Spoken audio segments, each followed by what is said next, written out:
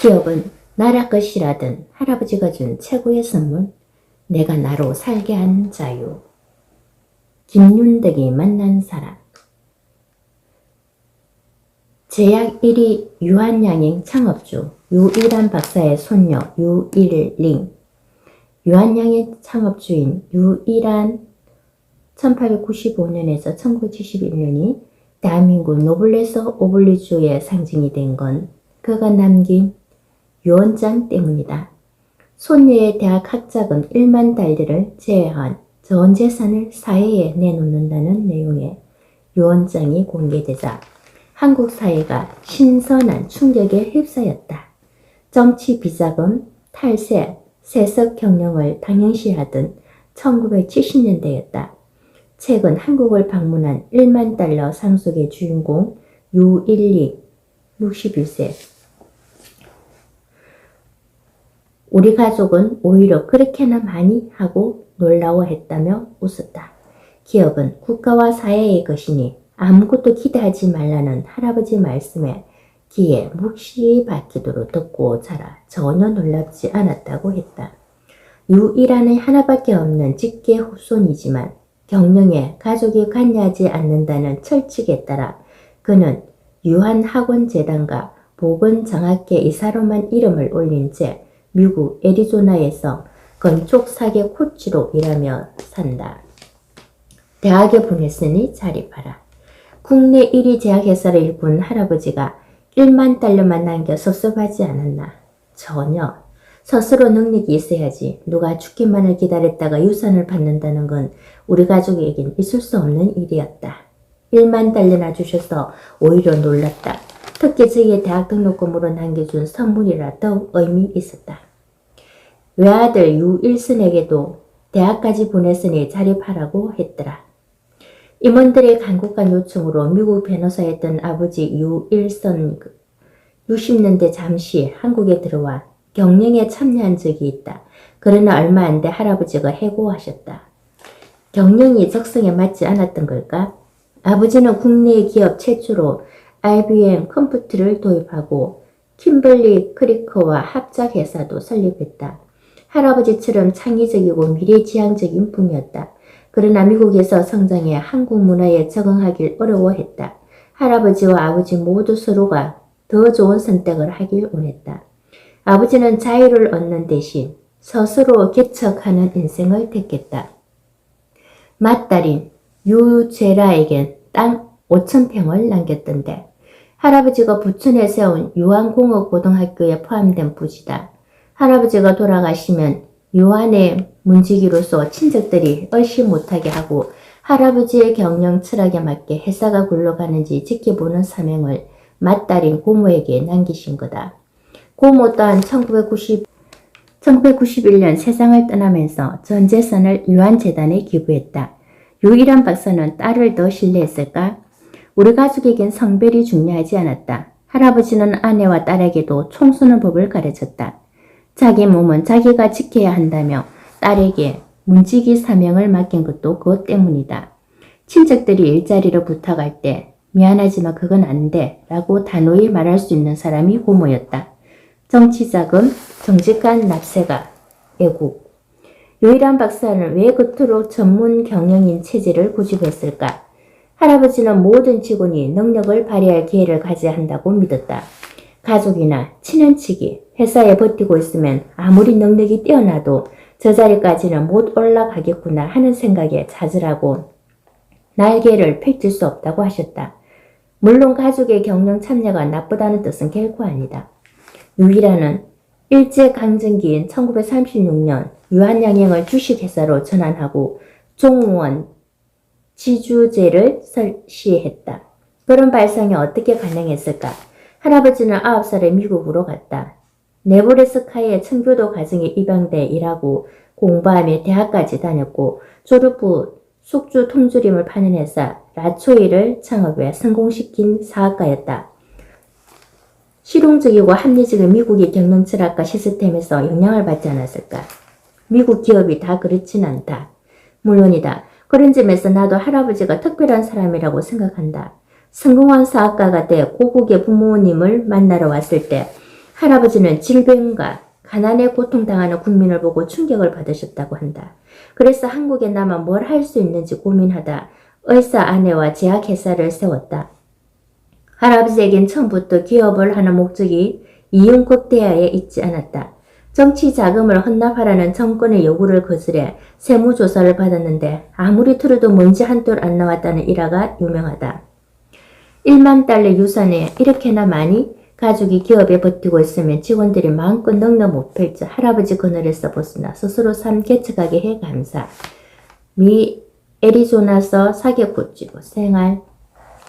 유일링 1961년 미국 샌프란시스코에 서 변호사 유일성과 중국인 아내의 외동딸로 태어났다.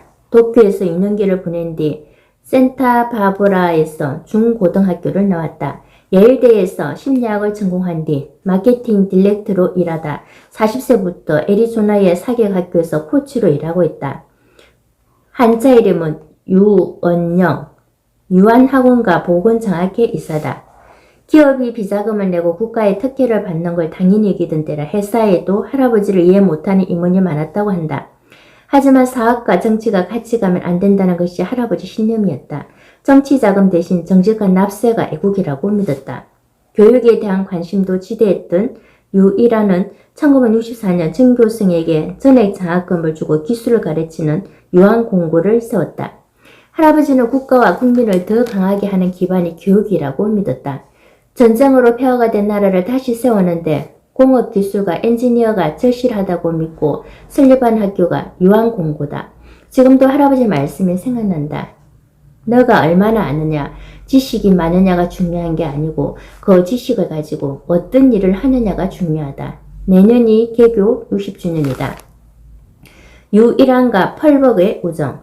유일한은 이승만, 서재필과 함께 1919년 4월 필라델피아 한인자유대회를 이끈 독립운동가로 알려져 있지만 태평양 전쟁 때 미 전략사무국 OS에서 특수요원이었다는 걸 아는 사람은 많지 않다. 한반도의 침투에 일제를 타격하는 일명 네코 프로젝트 요원이었다.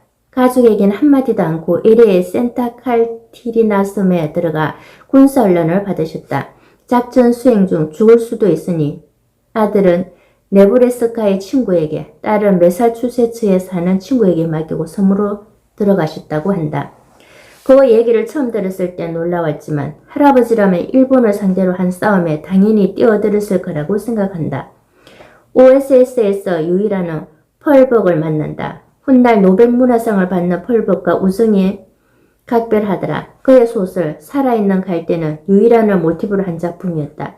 할아버지와 펄벅은 서로 가깝게 만든 요소는 펄벅이 하이브리드라고 표현한 호넬 아이들에 대한 감정이었다고 생각한다. 펄벅이 부천에 소사희망원을 세워 호넬 고아들을 돌볼 수 있게 해준 게 할아버지다. 두 사람은 자신들 또한 호넬이라고 느낀 것 같다. 펄벅은 미국인이자 중국인으로 할아버지는 미국인이면서 애국심 강한 한국인으로 살았다. 그들은 둘 이상의 국가의 애국심을 갖는 것이 가능하다는 걸 보여줬다. 아이가 엄마 아빠를 다 사랑하는 것이 가능하듯 놀랍도록 진보적인 아이디어와 이를 실행에 옮기는 능력도 둘의 공통점이었다. 중국계였던 할머니 호미리 여사는 미국에서 소아과 의사면허를 처음으로 딴 동양 여성이었다. 삶의 우선순위가 국가, 교육, 기업, 가족이었던 남편이 못마땅하지 않았을까? 할머니는 자신의 삶을 남편에게 의지하지 않는 강한 여성이었다. 의사인 할머니가 없었다면 할아버지는 유한양행을 만들 수 없었다. 하지만 내겐 더없이 자애로운 할머니였다. 딱 하나 끔찍한 추억은 있다.